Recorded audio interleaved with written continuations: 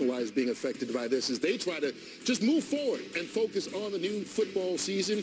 And after this offseason, I think everybody's just trying to do that. Lots of storylines going on all over the place in what was a wild, crazy, unusual, and I guess becoming more typical offseason, if you will. And Howie, I want to start actually by looking backwards before everybody tells me what you're looking forward to this year, to Thursday night. Because we spent all offseason with everybody going, the Patriots going to be perfect. Yeah. You know, already after one loss, does that mean the sky's falling? I'm confused. You know, a couple of weeks ago they were going undefeated, and now after Thursday night, they're a terrible football team.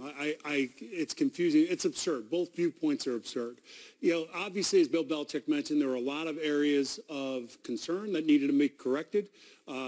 Short yardage, protection issues late, some coverage, timing, pressure.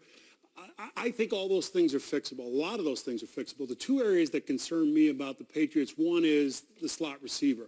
It's been a staple of this offense, whether it's Welker, Edelman, Amendola. They've got to find a way to fill that slot as the slot receiver. Two is the pressure. They just don't have people. Now, some of the young guys could come on quickly, but they've got to address that and not have to manufacture pressure because that's not who they are.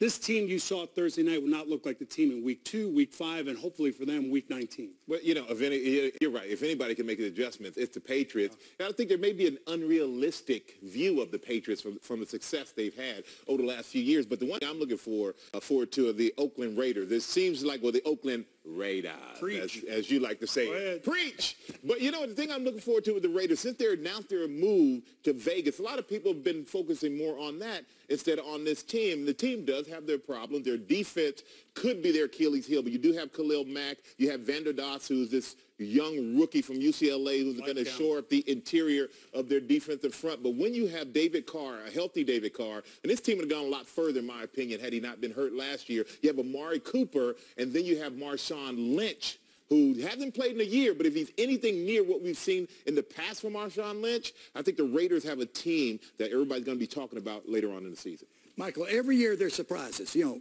up and down. You know, you look at the Cowboys last year, they went from 4